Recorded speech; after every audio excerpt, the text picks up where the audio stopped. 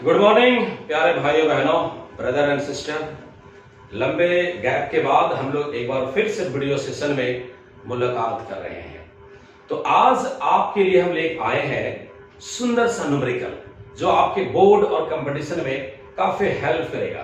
तो चलिए हम चलते हैं न्यूमेरिकल की ओर। देखिए आपके सामने यहाँ पर एक क्वेश्चन हम लिखे हैं। ये क्वेश्चन क्या कहता है? If electric field intensity is equal to 20x I cap newton per coulomb. इसको जरा आप गौर करेंगे अच्छा से, ये जो वैल्यू है इसको जरा गौर करेंगे। यहां पर इंटेंसिटी दिया हुआ है 20x I कैप लगा हुआ है और साथ ही साथ x भी है, जरा इसको भी ध्यान में रखना। तो फिर आगे कहता है find electric flux through cube and having each side 1 centimetre. देखिए डायग्राम हम बना के रखे हैं। एक ऐसा क्यूब है जिसका प्रत्येक साइड 1 सेंटीमीटर है और कहता है इस क्यूब से बताओ कितना फ्लक्स निकल रहा है। तो बच्चों जो फ्लक्स की बात होती है तो आपके पास हेल्पिंग फार्मूला पहले से मालूम होना चाहिए। आपको पता है d phi इक्वल टू होता है vector E dot vector ds। This is the electric flux through the small area. इसी को हम आगे बढ़ाते हैं तो यहां पर आ जाता है E ds cos थीटा।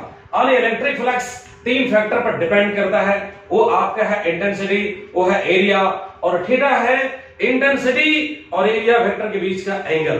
तो आप इस बात को ध्यान रखना है कि कब हमारा फ्लक्स जीरो होगा। जी हाँ, कई एक ऐसा केस आएगा जिसमें थीटा का मान 90 डिग्री बनेगा और सबको पता है cos 90 का वैल्यू जीरो हो जाता है। तो वैसे हालात में कोई फ्लक्स नहीं निकलेगा। तो इस फॉर्मूला को माइंड में आप रखें। अब हम इस क्वेश्चन के सॉल्यूशन की ओर आगे बढ़ रहे हैं। देखिए आपसे कहता है फ्लक्स निकालिए पूरा क्यूब से, लेकिन बच्चों इंटेंसिटी जो डायरेक्शन दिया हुआ है वो दिया है अलोंग द एक्स एक्सिस। तो देखिए क्या क्या कहानी बन सकता है। लीजिए अब आपके सामने यहां पर इंटेंसिटी आ गया है। आप इस इंटेंसिटी देखेंगे तो दो बात आप पाएंगे। पहली बात, इंटेंसिटी की डायरेक्शन है अलोंग द एक्स एक्सिस। ये बात आपको साफ साफ दिख रहा है क्योंकि इसमें आई कैप लगा हुआ है। और दूसरी बात आप देखेंगे तो ये इंटेंसिटी कांस्टेंट नहीं है, इसमें एक्स लगा हुआ है। यानी एक्स जब चेंज होगा तो ये इंटेंसिटी भी चेंज होगा। और मैं बता देना चाहता हूं ओरिजिन से ये वाला क्यूब जो है 1 सेंटीमीटर सेपरेशन पर है और इसका प्रत्येक साइड भी 1 सेंटीमीटर है, जैसा क्वेश्चन में डिस्क्राइब किया गया है। तो चलिए मैं चलता हूं कैसे इससे फ्लक्स निकलेगा। तो इसको 1 बाय 1 फेस पर विचार करें। अगर मैं इस लेफ्ट फेस पर बात करें तो इसमें एरिया का डायरेक्शन किधर होगा? हाँ, एक बात इस बात को ध्यान रखना है, पूरे क्यूब के कंपैरिजन में जो एक फेस है वो स्मॉल एरिया होगा। तो अगर इसका एरिया वेक्टर की डायरेक्शन दिखाना चाहेंगे तो इधर आ जाएगा। पहले आपको बताया है एरिया वेक्टर की डायरेक्शन हमेशा सरफेस के परपेंडिकुलर होता है। अगर आप इस फेस की बात करें, अच्छा जरा यहां सुन लिया, इधर जब एरिया वेक्टर की डायरेक्शन आ रहा है तो लेफ्ट फेस के साथ इंटेंसिटी एंगल कितना बना रहा है? अब ये बताइए, जवाब आपके पास जरूर होगा 180 डिग्री बना रहा है, क्योंकि इसकी डायरेक्शन है along negative direction of X axis और इसकी डायरेक्शन है along the positive direction of X axis. तो 180 पर फ्लक्स निकलेगा। अगर यहां पर बात करेंगे एरिया वेक्टर की डायरेक्शन ठीक ऊपर जाएगा, तो वैसे हालात में अब आपका इंटेंसिटी के साथ ये 90 डिग्री का एंगल बना रहा है तो फ्लक्स वहां जीरो होने वाला है। यहां से कोई फ्लक्स नहीं निकलने वाला है। अब जरा इस फेस की बात करें जिसको जनरली हम लोग राइट फेस कहते हैं और है भी राइट फेस। यहां पर एरिया वेक्टर की डायरेक्शन इधर चला गया। अब जरा देखिए एरिया वेक्टर की डायरेक्शन और इंटेंसिटी डायरेक्शन सेम है, इसलिए यहां पर एंगल जीरो बनेगा। और जी हां, इस फेस से भी फ्लक्स निकलने वाला है। अगर आप इस फेस की बात करें, ये वाला लोअर फेस से एरिया वेक्टर की डायरेक्शन डाउनवर्ड हो जाएगा। तो अगर डाउनवर्ड भी हो रहा है तो देखिए इंटेंसिटी के साथ एंगल कितना बना रहा है? 90 डिग्री। और वहां से भी फ्लक्स निकलने वाला नहीं है, यहां से कोई फ्लक्स नहीं निकलेगा। अब बचा आपको एक फेस बीच वाला, उसमें एरिया वेक्टर की डायरेक्शन होता है z एक्सिस की ओर, तो उसके साथ भी इंटेंसिटी एंगल बना देगा 90 डिग्री, क्योंकि इंटेंसिटी है अलोंग द x एक्सिस और इसमें एरिया वेक्टर की डायरेक्शन चला जाएगा z एक्सिस की ओर, तो वहां से फ्लक्स निकलने वाला नहीं है। तो ले देकर ये मामला साफ साफ क्लियर हो गया कि यहां फ्लक्स निकलेगा लेफ्ट फेस से और यहां फ्लक्स निकलेगा राइट फेस से। तो हमें टोटल फ्लक्स निकालना है क्यों से, तो लेफ्ट फेस से फ्लक्स निकाल लो, राइट फेस से फ्लक्स निकाल लो, अब दोनों को ऐड कर दो, बस वही आपका रिजल्ट होगा। हाँ, ध्यान रखना इस बात का। यहां से देखिए लेफ्ट फेस की सेपरेशन 1 सेंटीमीटर, राइट फेस पर जाइएगा, ये भी आपका 1 सेंटीमीटर है बच्चों, तो राइट फेस पर पहुंचते पहुंचते 2 सेंटीमीटर हो जाएगा। तो चलिए पहले हम बात करते हैं लेफ्ट फेस से। ये मैकेनिज्म आपके माइंड में सेट हो चुका होगा, तो बड़ा आसानी से बनेगा। हाँ जी, अगर हम लेफ्ट फेस की बात करें और इंटेंसिटी का मैग्नीट्यूड निकालना चाहें तो 20x होगा। डायरेक्शन तो बता रहा है एक्स एक्सिस की ओर, लेकिन अगर लेफ्ट फेस की बात करें तो x की वैल्यू डालना पड़ेगा 1 सेंटीमीटर, ये हो जाएगा 20 into 1 into 10 to the power -2। क्योंकि सेंटीमीटर में है तो मीटर में लाना पड़ेगा, तो ये मैग्नीट्यूड आपका मिल गया है 2 into 10 to the power -1 newton per coulomb. हाँ, अब इसका एरिया निकाल लेना है। सब जानते हैं क्यूब जो बना है स्क्वायर से बना है, और एक फेस का एरिया निकालना है, दैट मींस स्क्वायर का एरिया निकालना बच्चों, तो साइड का स्क्वायर होता है, तो 1 सेंटीमीटर है तो यानी 1 सेंटीमीटर इसका स्क्वायर ले लीजिए, ये हो जाएगा 1 इंटू 10 टू द पावर -4। कैसे हो गया? आप 1 सेंटीमीटर को 10 टू द पावर -2 मीटर लिखेंगे और स्क्वायर है, और थीटा यहां कितना बन रहा है 180 डिग्री। कैसे बन रहा है 180 डिग्री? देखिए एरिया वेक्टर डायरेक्शन इधर है और इंटेंसिटी का चला गया एक्स एक्सिस की ओर, यहां से फ्लक्स निकलेगा। चलिए वो फ्लक्स कैलकुलेट करता हूं, इसको फाइल बोल देता हूं, यानी फ्लक्स करो लेफ्ट फेस, तो फॉर्मूला डाल दीजिए E ds cos थीटा। तो लेट्स आपके पास E का वैल्यू मालूम है, ये है 2 इंटू 10 टू द पावर -1, और ds का वैल्यू है 1 इंटू 10 टू द पावर -4, और cos 180 डिग्री। देखिए जहां जहां जगह मिलेगा वहां कैलकुलेशन हम करेंगे। cos 180 वैल्यू होता है -1, यहां पर अब आपका आ जाएगा फाइल इक्वल टू, ये हो जाएगा 2 इंटू 10 टू द पावर -5, और cos 180 वैल्यू होता है -1, इसलिए माइनस आगे लगा दीजिए। ये आपका फ्लक्स निकला थ्रू द लेफ्ट फेस, लेकिन अभी काम खत्म नहीं हुआ है, अब आपको फ्लक्स निकालना है थ्रू द राइट फेस। यहां लिख देता हूं for right face, right face से हमको फ्लक्स निकालना है, राइट फेस से। तो लीजिए यहां से फ्लक्स निकलेगा, इसी पर सेट करता हूं जी, इसको फाई आर बोल देता हूं, और अब यहां पर आप लिखेंगे E ds cos थीटा। लेकिन ध्यान रखना बच्चों, यहां पर इंटेंसिटी थोड़ा वेरी करेगा, क्योंकि राइट फेस को अगर पहुंचना है तो 1 सेंटीमीटर ओरिजिन से, और इसकी साइड 1 सेंटीमीटर और 2 सेंटीमीटर। तो देखिए इस फार्मूला में क्या चेंजिंग होने वाला है, जरा इसको ध्यान लगाएंगे। 20 इंटू एक्स का वैल्यू डाल दो, ये हो जाएगा 2 इंटू 10 टू द पावर -2। मैंने एक्स का वैल्यू डाल दिया, सेंटीमीटर में था, मीटर में आ गया।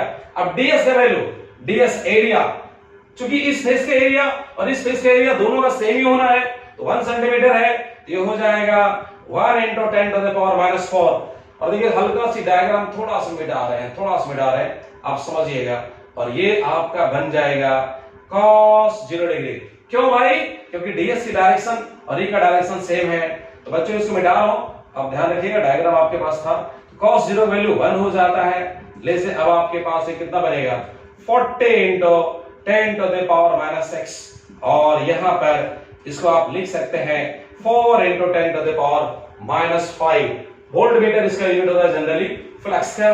तो लीजिए आपको लेफ्ट फेस से फ्लक्स मिला है -2 into 10 to the power -5 volt metre, और राइट फेस से फ्लक्स निकला है 4 into 10 to the power -5 volt metre. हमें चाहिए नेट फ्लक्स, हमें चाहिए नेट फ्लक्स। क्या करेंगे? फ्लक्स एक स्केलर क्वांटिटी है, उसका अलजेब्रिक सम होता है। आप यहां पर लिखेंगे फाइल प्लस फाई आर। तो लीजिए फाइल का वैल्यू आपके पास कितना है -2 इंटू 10 टू द पावर -5, और यहां पर 4 into 10 to the power -5। Result आपके पास आ चुका है 2 into 10 to the power -5 volt metre, और ये है इस ट्यूब से निकलने वाला इलेक्ट्रिक फ्लक्स। तो बच्चों ऐसा क्वेश्चन बहुत बहुत इंपॉर्टेंट होता है आपके बोर्ड में, तो ऐसे क्वेश्चन पर आप विशेष रूप से ध्यान रखेंगे। ये पता लगाना रहता है कौन कौन फेस से फ्लक्स निकलने वाला है। लेफ्ट फेस से निकल रहा है, यहाँ राइट फेस से निकल रहा है, बाकी किसी फेस से फ्लक्स नहीं निकल रहा है, और ऐसा क्वेश्चन बहुत ज्यादा यूज होता है, इसलिए इस टाइप का क्वेश्चन एनसीईआरटी भी फॉलो करता है, उसमें खूब बनाने काम करेंगे। तो लीजिए अब फिलहाल इस क्वेश्चन का यही रहा आंसर। देखिए अब क्वेश्चन नंबर 2 की ओर आप ध्यान लगाइए। अभी आपको क्वेश्चन नंबर 1 सॉल्व करके बताए थे, अब क्वेश्चन नंबर 2 हम एक बार इसको रीड कर दे रहे, आप अच्छा समझ लीजिए। If electric field intensity is E equal to 20 I cap newton per coulomb for x greater than 0, इस बात को ध्यान रखिएगा। हम इस क्वेश्चन में कुछ सेंटेंस दे रहे, कुछ डायग्राम दे रहे और सारे चीज आपको बताते हैं कैसे सॉल्व करना है। And E equal to -20 I cap newton per coulomb for x less than 0, यानी जब x की वैल्यू 0 से छोटा है तब इंटेंसिटी आप ये यूज करेंगे, और जब x की वैल्यू 0 से बड़ा है तब इंटेंसिटी आप ये वाला यूज करेंगे। उसके बाद क्या कहता है, find electric flux through the cylinder. ये जो सिलेंडर आपको दिया गया है, इस सिलेंडर से आपको फ्लक्स निकालना है। लेकिन बच्चों बहुत ही केयरफुली ऐसे क्वेश्चन को समझना चाहिए। देखिए यहां पर क्या बोल रहा है, E equal to 20 I cap newton per coulomb. आप ये इंटेंसिटी कब यूज करेंगे, जब x का वैल्यू 0 से बड़ा होता है। और E equal to -20 I cap newton per coulomb ये कब यूज करेंगे, जब x का वैल्यू 0 से छोटा होता है। फिर find electric flux through the cylinder, और यहां पर ये जो सिलेंडर का सेंटर है इसको ओरिजिन माना गया है।